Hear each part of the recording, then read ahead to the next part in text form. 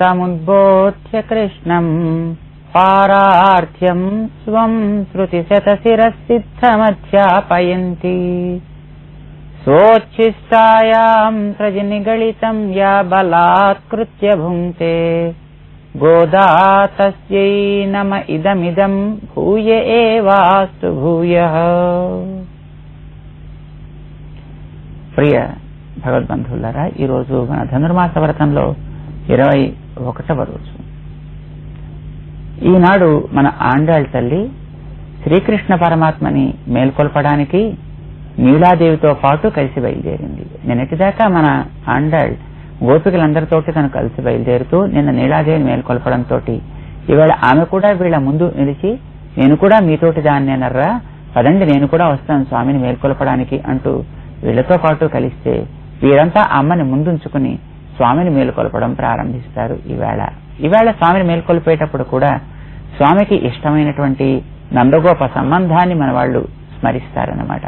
అసలు భగవంతుడికి తనని నేరుగా అందుకోవడానికి ప్రయత్నం చేసే వాళ్ల కంటే కూడా జ్ఞానుల ద్వారా ఎవరు ఆశ్రయిస్తారో వాళ్ల విషయంలోనే అనుగ్రహాన్ని చూపించడం అలవాటు అన్నమాట. మన వేదాల్లో ఉపనిషత్తుల్లో కూడా భగవంతుణ్ణి ఇక్కడ అక్కడికి వెళ్ళినా మనం చేరాలంటే ఆచార్య ద్వారానే చేరాలి అంటూ ఆచార్య సంబంధంతో భగవంతుణ్ణి చేరడమే ప్రధానము అనే విషయాన్ని స్పష్టం చేస్తాయన్నమాట. అసలు భగవంతుణ్ణి చేరాలంటే మనకి చేర్చేవారు ఇరువురు, ఒకటి ఆచార్యులు, రెండు అమ్మ కూడా అక్కడ ఉండే స్వామితో చేరి ఉండేది. ఇక్కడ మనకు కనిపించేవారు ఆచార్యులే కనుక ఈ ఆచార్య సంబంధం మనకి ఎప్పుడూ ఉండాలి అనేటటువంటిది మనకి వేదం చెప్పినటువంటి రహస్యం. ఈ ఆచార్యులు విగ్రహంలో ఉండే పరమాత్మ తత్వాన్ని మనకు చూపిస్తారు. భగవంతుడు అంతటా ఉన్నాడు అని మనం విశ్వసించినప్పుడు విగ్రహంలో మాత్రం పరమాత్మ ఉండడా? మనం తయారు చేసిందే కదండి విగ్రహం అని అనిపిస్తుంది. లోహంతోటో రాతితోటో మనం తయారు చేసినప్పుడు మనం చేసిందైతే శక్తి లేకుండా ఉండాలని నియమమా ఏమిటి? ఒత్తులు మనం తెచ్చి నూనె మనం పోసి అగ్గిపులతో మనమే వెలిగించిన దీపానికి శక్తి ఉండదా? స్పృశిస్తే అది కాలదా? కాంతికి ఉండేటట్టు దీపానికి ఉండే శక్తి దీపానికే ఉంటుంది. నువ్వు తయారు చేసింది అయితే అవుగాక. అలానే భగవంతుడు నీవు తయారు చేసినటువంటి విగ్రహంలో తన అనుగ్రహంతో వచ్చి నీ కోసం ఆరాధనలు అందుకుంటూ సర్వజ్ఞుడై జ్ఞానం లేనట్టు, సర్వశక్తి కలిగి ఏం శక్తి లేనట్టు, అన్ని చేతనై ఏమి చేత కానట్టుగా మన కోసం వచ్చి ఉంటాను అని అంటుంటే అది చూడగానే పైగుణాలు మాత్రమే చూసి లోపల తత్వాన్ని మరిచిపోయి ఏముంది కనుక అంటూ దాన్ని మనం అనాదరించడం అజ్ఞతకి సూచన అన్నమాట. చాలా మందికి కనిపించేటువంటి విగ్రహాన్ని ఆరాధన చేయడం మొదటి మెట్టని మనిషి ధరించడానికి, ఏమీ లేకుండా చేయడం చివరి మెట్టు అనేటువంటి ఒక భావన. అది తప్పు అని మన ఆండాళ్ యొక్క నిరూపణ. ఏ కనిపించే విగ్రహాన్ని మొదటి మెట్టు అని మనం ఆశ్రయిస్తున్నామో అదే విగ్రహం చివరి మెట్టు కూడా. ఎందుకంటే రాష్ట్రాన్ని పరిపాలించేటటువంటి ఒక అత్యుత్తమైనటువంటి ఒక రాష్ట్రపతో మంత్రో నీవు కావాలి అనుకున్నప్పుడు నీ ఎదుటే తను వచ్చి నిలిస్తే ఇక్కడ వచ్చేవాడు ఆ అధికారి ఎట్లా అవుతాడు కనుక అక్కడ అసెంబ్లీలోనో లోక్సభలోనో చూస్తాను అనుకుంటే అక్కడికి వెడితే మన ప్యూను కూడా రానివ్వడు కదా. కనుక మన ఎదుట వచ్చి నిలబడ్డప్పుడు అతడే ఇతడు అని విశ్వసించి ఆరాధించగలిగితే వాడు తరిస్తాడు, కావాల్సిందేదో తను పొందుతాడు కదా. అలానే పరమాత్మ మన కోసం ఈ లోకంలో అనేక రకాలుగా తనే వస్తాను అంటూ భగవద్గీత 4వ అధ్యాయంలో తను ఏ యథామాం ప్రపద్యంతే తాను తథైవ భజామ్యహం అని చెప్పాడాయన. ఎవరు నాకు మట్టితో, లోహంతో, బంగారంతో, దేంతోనైనప్పటికీ కూడా ఒక రూపాన్ని కల్పన చేసి ఆరాధన చేసినట్టయితే అది నా దివ్య దేహంగా మలుచుకుని లోపల నేనే వారు కోరుకున్న వాటన్నిటి కూడా అనుగ్రహిస్తాను అని తను వాగ్దానం చేసి ఉన్నాడు. అలాంటి పరమాత్మ మన కోసం ఈ కాలంలో ఈ లోకంలో విగ్రహంగా అందుతుండేటప్పుడు చూపించే ఆచారాల ద్వారా మనం అతన్ని ఉపాసన చెయ్యాలి అనేటువంటి సిద్ధాంతం కనుక మన ఆండాళ్ తల్లి కృష్ణుణ్ణి మనకి చూపిస్తూ ఆ శ్రీకృష్ణ తత్వాన్ని అందించే నందగోప సంబంధాన్ని కూడా మనకు చూపిస్తుంది. ఈనాటిదాకా నందగోపుడు మనకి 5 సార్లు పాసురాల్లో దర్శనమిస్తాడు.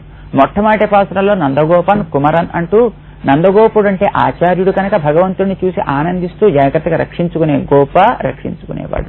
అలాంటి వాడికి భగవంతుడు కుమారుడు వలె భవ్యుడై ఉంటాడు అని చెప్పింది. ఆచార్యాధీనమై పరమాత్మ ఉంటాడు. మళ్లీ ఆ నందగోప సంబంధాన్ని మనకి నందగోప భవనం దగ్గరికి చేరగానే నాయఘనాన్ని నందగోపన్ అంటూ మనందరికి ముందుండి నడిపించేవాళ్ళని నిరూపించింది. అంటే ఆచార్యుడు ఎప్పుడు కూడా మన ముందుండి ఏ విధంగా మనం ప్రవర్తించాలో మనకి నడిపిస్తాడు, నేర్పుతాడు కనుక ఆయన నాయకుడు.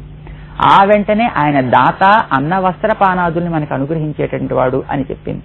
అన్నమైనటువంటి జీవుడికి పరమాత్మని, ఆ పరమాత్మ యొక్క కళ్యాణ గుణములైన ధారకమైన జలాన్ని, ఆయనకి మనం చేయవలసినటువంటి సేవా వృత్తి అనేటటువంటి వస్త్రాన్ని కూడా మనకి ప్రసాదించేటువంటి ఆచార్యుడు, గొప్ప ఉదారుడైనటువంటి దాత కూడా. ఆ తరువాత నందగోప సంబంధాన్ని చెబుతూ ఆయన ఏనుగుల వంటి బలం కలిగిన అనేకమైనటువంటి వాటిని యూధములను కూడా నిగ్రహించగలిగినటువంటి కండ బలం కలిగిన వాడని చెప్పింది. ఇది ఆచార్యుడికి ఉండే 4వ లక్షణం. ఆయన కూడా జ్ఞాన బలం ఉంటుంది. మనలో ఏర్పడే కొన్ని మదములు ఉన్నాయి. ఆ మదములు మనని భగవంతుని దూరం అయ్యేటట్టు చేస్తాయి. అలాంటి వాటన్నిటిని తన యొక్క జ్ఞాన ముద్ర అనే అంకుశం ద్వారా, ఉపదేశం ద్వారా తను చేస్తూ మనకి అనుగ్రహిస్తూ మనలో ఉండే దోషముల్ని ఆయన తొలగిస్తాడు. ఆచార్య ఉపదేశం ద్వారా లోపల కలిగే దోషాలు తొలగాలి. శారీరకమైనటువంటి దోషాలు మనం స్నానం చేస్తేనో దేంతోనో తుడుచుకుంటేనో తొలగుతుంది. కానీ మనసుకి పట్టేటటువంటి కామక్రోధాదులు, ఈర్ష్య, అసూయలు, రాగద్వేషాలు ఇవి దేంతో తొలగుతాయి. కనుక మనం తొలగించుకుంటేనా, మనం కావాలనుకుంటే వచ్చినవైతే మనం పోవాలనుకుంటే పోయి ఉండేది. కానీ మనం కావాలి అనుకోలేదు, పోవాలనుకున్నా పోయేవి కావు. ఇది కేవలం ఉపదేశం ద్వారా మనలో ఉండే జ్ఞానాన్ని పెంపొందించి వాటిని తొలగించాలి. ఇది ఆచార్య కృత్యం, వారే చేయవలసింది అన్నమాట. కనుక ఆయన అలాంటివి తొలగించేటటువంటి జ్ఞాన బలం కలవారు అని నిరూపించింది. తరువాత ఈ వేల్టి పాసనలో మన ఆండాళ్ తల్లి అలాంటి వాడు, గొప్ప అనేకమైనటువంటి జ్ఞానులను లోకంలో తయారు చేస్తూ అందించేటటువంటి ఒక ఉదారుడు కూడా అంటూ చాలా అద్భుతంగా వర్ణిస్తుందన్నమాట. కనుక అట్లాంటి ఆచార్య సంబంధం కలిగినటువంటి పరంపరాగతమైనటువంటి ఆచార్య అధీనమై ఉండేటటువంటి పరమాత్మ తత్వాన్ని మనం ఉపాసన చేసి తద్వారా మన యొక్క దాస్య ప్రవృత్తిని ఆయనకు అర్పించగలిగితే జన్మధన్యతను అందుతుంది అంటూ మన ఆండాళ్ నిరూపణ. కనుక మనిషికి కావలసినటువంటి పూర్ణత ఈ లోకంలో కనిపించే వస్తువు ఎందు, ఆచార్యుడు ఎందు కూడా విశ్వాసం కావాలి. ఆచార్యుని చూడగానే మనలాగే మనిషిలాగే ఉంటాడు ఆయన కూడా. ఆయన నోటితోటే తింటాడు, కళ్ళతోటే చూస్తాడు, కాళ్లతోటే నడుస్తాడు. కనిపిస్తే బాగున్నావా అని అడుగుతాడు. ఇవి చూడగానే మనలాంటి మనిషే కదా అని అనిపిస్తుంది. ఆకృతిలో కావచ్చు, కానీ మనకు కావలసింది ఆ పైన కనిపించే ఆకృతి విశేషాన్ని దాటి లోపల ఉండేటువంటి జ్ఞానాన్ని మనం ఉపాసిస్తాం. తద్వారా మన వారు తరింపచేస్తారు. అయితే ఆకృతిని వదిలిపెట్టి జ్ఞానం ఎక్కడ ఉంటుంది? కనుక జ్ఞానాధారమైనటువంటి వారికి దివ్యమంగళ విగ్రహాన్ని కూడా మనకు తరింపచేసేది అని విశ్వాసంతో ఆశ్రయించి అప్పుడు తత్వాన్ని కనుక మనం చేరగలిగితే ఆ రకమైనటువంటి విశ్వాసం మనలో పరిపూర్ణత ఏర్పడ్డట్టయితే ఎక్కడికి పోనక్కర్లేదు. ఇక్కడ ఉండే వాడు అత్ర బ్రహ్మ సమస్నుతే అంటుంది మనకి వేదం అన్నమాట. అది ఎలాగో మన ఆండాళ్ తల్లి చాలా అందంగా ఈనాటి పాసురంలో మనకి వివరిస్తోంది. పాసురాన్ని ఒకసారి మనం అనుసంధానం చేస్తున్నాం. ఆండాళ్ తిరువడిகளே శరణం.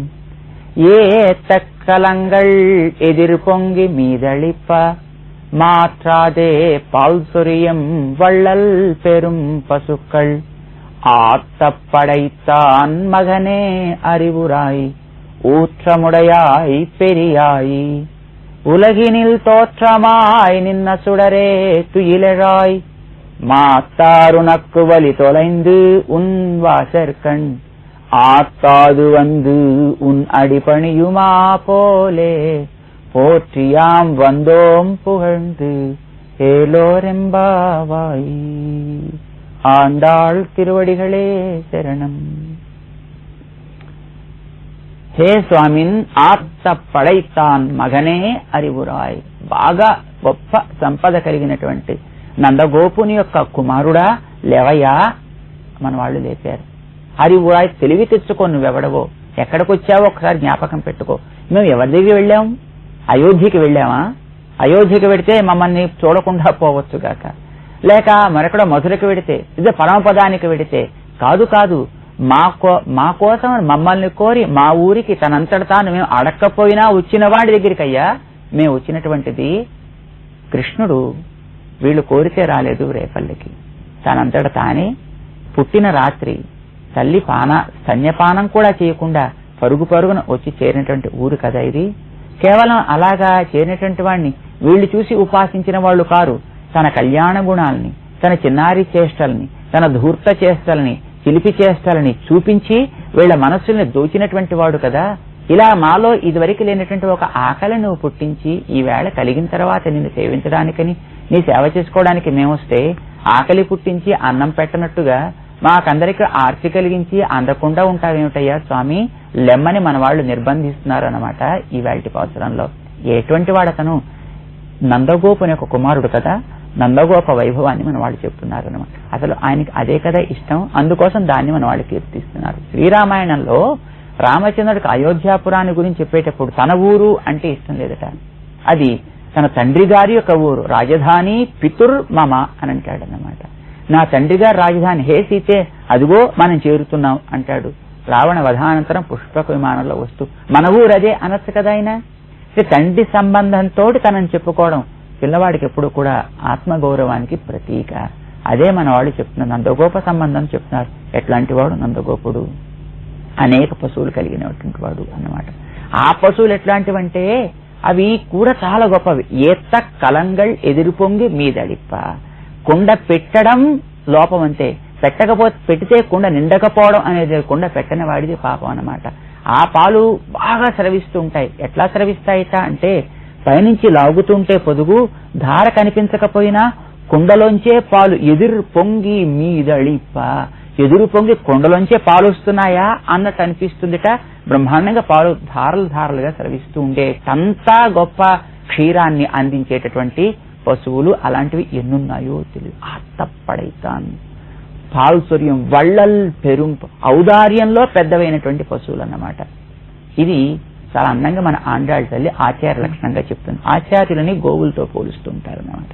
గోవులు వనాల్లో సంచరించి అక్కడ ఉండేటువంటి క్లేశాలను తాను అనుభవించి మనకి చక్కటి ఆరోగ్యాన్నిచ్చే స్వచ్ఛమైన నిర్మలమైనటువంటి క్షీరాన్ని అందించినట్టే జ్ఞానులైనటువంటి మన ఆచార్యులు కూడా వేదారణ్యాల్లో సంచరించి తెలుసుకోవలసినటువంటి విషయాలను క్లేశపడి తాము అనుభవించి అందులో ఉండేటువంటి లోపాలు తొలగించి మనకందరికీ కూడా అందుకోవడానికి అనువైనటువంటి స్వచ్ఛమైనటువంటి క్షీరధారల వంటి భగవత్ కళ్యాణ గుణములనే ధారల్ని వాడు వర్షిస్తారన్నమాట. అది ఎవరికంటే ఎవరైతే తమ మనస్సు అనే కుండని అక్కడ పెడతారో దాంట్లో వారు నింపుతూ ఉంటారన్నమాట.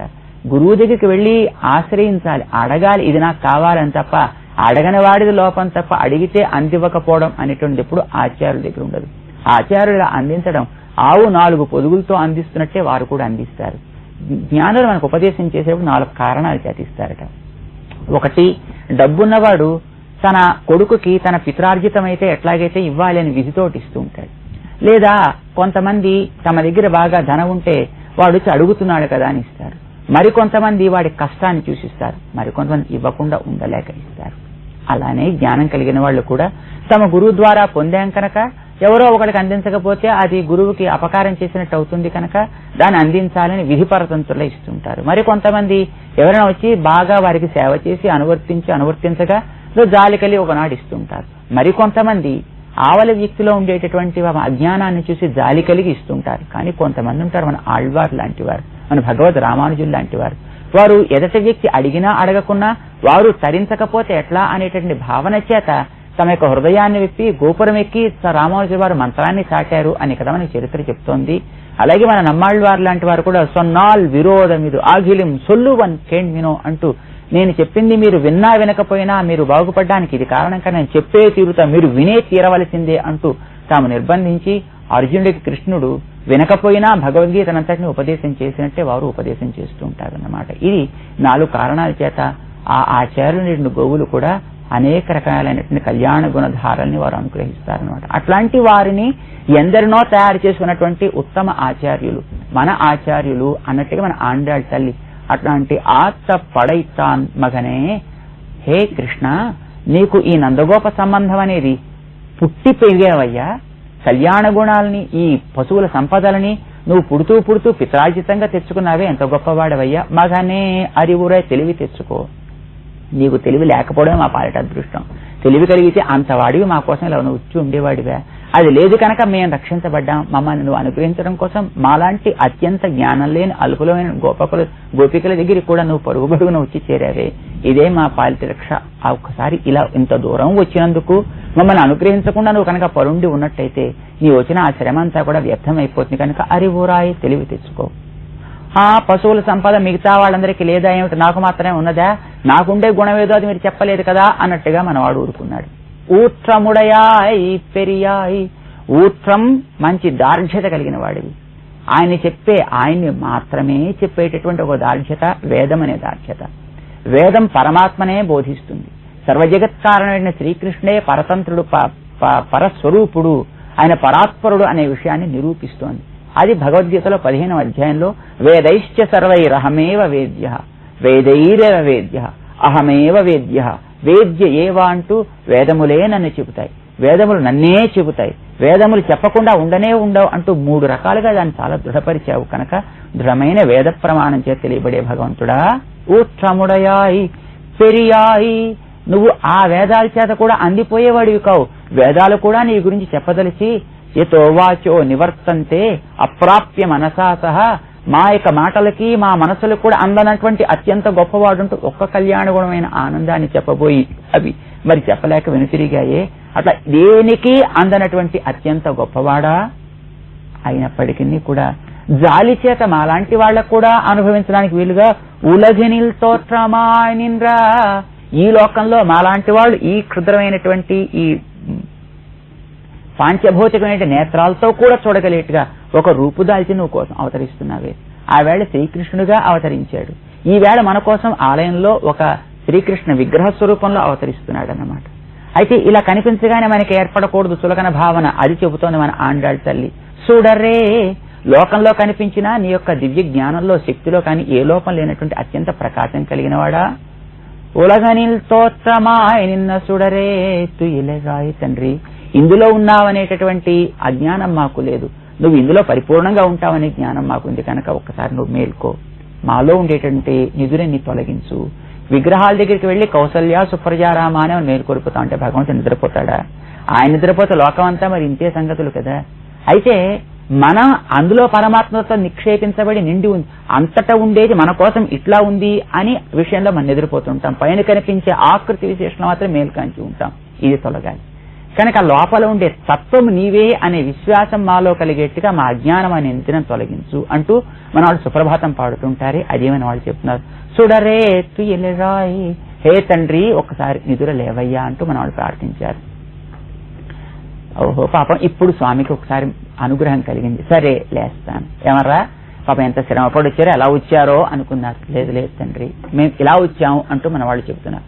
மாத்தார் உனக்கு வலி தொலைந்து உன் வாசற்கண் ஆத்தாது வந்து உன் అడిపణియుమా పోలే మేము వచ్చాము.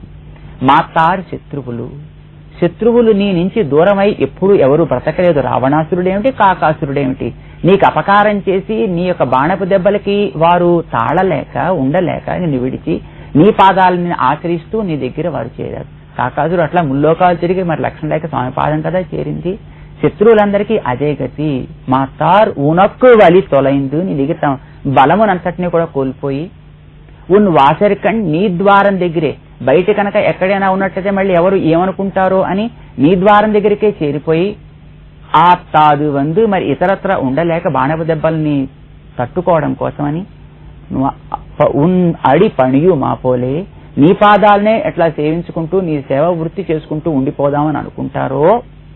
ఓ అలాగే శత్రువులా భయపడుతూ వచ్చారా? కాదు కాదు తండ్రి, మేము కూడా నీకు శత్రువుల్లా ఉన్నవాళ్ళమే, మేము రావడమేంటి నువ్వే రావాలి మా దగ్గరికి అనుకుంటూ ఉన్నవాళ్ళం, స్త్రీత్వ అభిమానంతో ఉండేవాళ్ళం. అలాంటి అభిమానాన్ని అంతటిని తొలగించి మేము ఈవేళ నీ సన్నిధానానికి వచ్చేట్టుగా నువ్వు చేసుకున్నావయ్యా మమ్మల్ని కూడాను.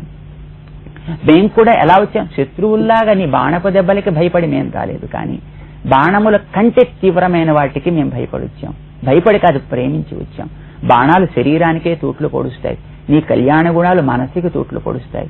నిన్న నీ దగ్గరికి చేరిన వాళ్ళు నీ బాణపు దెబ్బలను తప్పించుకోవచ్చు, నీవు అనుగ్రహిస్తే తప్ప నీ కళ్యాణ గుణాలు మా మీద ప్రసరించవు కనుక నీ అనుగ్రహంతో మాకు ఈ క్లేశం తొలగవలసిందే. నీవు అనుగ్రహిస్తే మాకు ఇక ఏ క్లేశము లేనే లేదు. అయితే మేము వాళ్లలాగా భయపడుతూ రాలేదు. ఉన్ వాసరికణ్ ఆత్తాదు వందు పణియుమా పోలే పోర్తి యాంవందోం పుగండు, నీ కళ్యాణ గుణ స్తోత్రం చేద్దామని మేమంతా కూడా ఆనందంతో నీ సన్నిధానానికి నిన్ను గుణకీర్తన చేయడం కోసం మేము వచ్చాం తండ్రి, నువ్వు అనుగ్రహించాల్సింది అంటూ అమ్మ ఏ విధంగా ఆ స్వామి యందు విశ్వాసం చూపించాలో, కనిపించే రూపాన్ని ఎట్లా విశ్వసించాలో నేర్పితే దాన్ని ఈవేళ మన ఆండాళ్ తల్లి అమ్మ ముందర మా స్వామి ముందర ఆవిష్కరిస్తూ స్వామి యొక్క వైభవాన్ని కీర్తించింది. ఈనాటి 21వ పాసురంలో ఆండాళ్ తిరువడిగళే శరణం.